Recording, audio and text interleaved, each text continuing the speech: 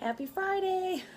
Well, we made it to the end of the Cooking Light week, and we're to Friday's meal, which is chicken piccata. So I am going to get right to it and show you how it's done. Okay, so the first thing you're supposed to do is cook your orzo in boiling water according to package directions. I don't have orzo, so I am using shells instead, just like the medium size shells. I think that it'll hold the sauce well, and I think that that'll work. So doing that now, and I'm going to get started on the chicken.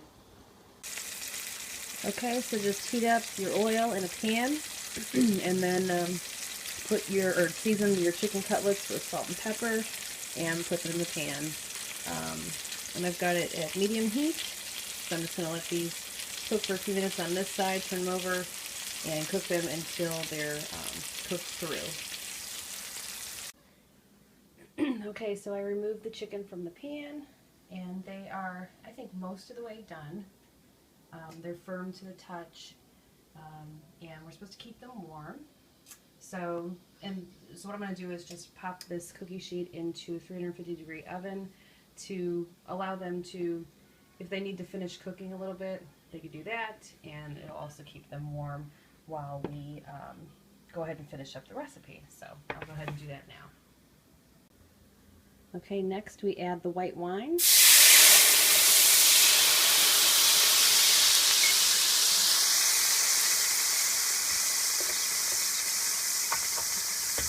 us a chance to deglaze the pan. I just have it on medium heat.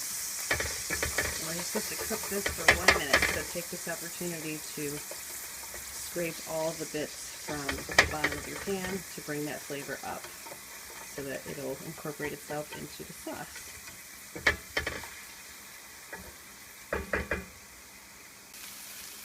Okay, so it's been about a minute, and there's still a little liquid left, but not much from the wine. Smells really good. So now we're supposed to put in the lemon juice, add broth and lemon juice, and bring to a boil. Okay, so that's what we're going to do. We've got the broth here. Let's see if I can spill this all over the place. Yep. Broth. Careful. And lemon juice. I have to pour this into the tablespoon and then pop that in as well. Okay. So now we've got the chicken broth and the lemon juice in the pan, and we're letting it come to a boil. Okay, so it's been at least 2 minutes that this has been cooking, so I just turned the heat off, and we are supposed to add the butter. So I'm going to add that to the pan and let that melt. We're also supposed to, stir that until it melts. Okay, go ahead and do that. Over here I've got some asparagus on the griddle. I am supposed to be making broccoli rabe, but I have all this asparagus to use up, so I'm really just going to go ahead and grill that, and that's what I'm serving on the side. So I won't be sharing that recipe. I can post it at the bottom, or I'll put a link to it on my blog post, just so you know. If you did want to make the broccoli rabe to go on the side, you can go ahead and do that. But I decided against it. Alright, so that's pretty much melted, and then it just says to stir in the parsley and the capers. So I've got parsley and capers here measured out. This is supposed to be 2 tablespoons of parsley, so that's about 1. So basically all this looks like it will work. Just grab that, put that in there, take the capers, put those in there, and stir it around.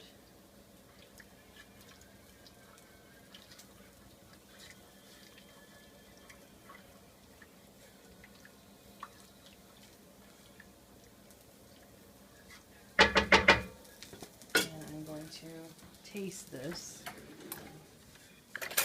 Spoon. See if this needs anything. You always should taste what you're cooking, because no matter what that recipe says, you never know. Okay. It's good. It's tangy, buttery. It's tangy from the lemon juice, from a little bit of the wine. It's got enough salt. It's good. It needs to be a little warm, so I'm going to turn the heat back on because it's just kind of warm. So I'm turning the heat on low to heat that back up, let it start bubbling again, and then I'm going to put the chicken back in there. Okay, so I've added the chicken back to the pan. I added just a little bit more chicken broth because it looked like it needed just a little bit more.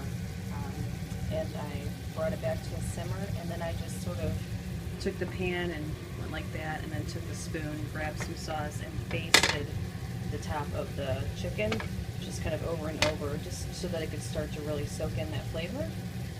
Now we're ready to just put the pasta on the plate and the chicken on top, and then add some of the sauce on top of that and serve. Actually, I had a better idea. I just put the pasta that I'm going to use in the pan and just tossed it around. And that way it can heat back up because it's been done a little while. And it's picking up the sauce. So I thought that was a better idea. Now I'm going to serve. Alright, and here is the final product. The chicken, the pasta, and some grilled asparagus. So we are all set to eat. Looks pretty good. I'll let you know how it was on the blog. And that's it for the Cooking Light week this week. So it was actually a pretty cool challenge. It made me try some things that are new. And I never had to think about what I was going to make for lunch, or for dinner. So it was really good. I think that if you like to cook, give it a shot. Okay, thanks for watching, and I will talk to you later.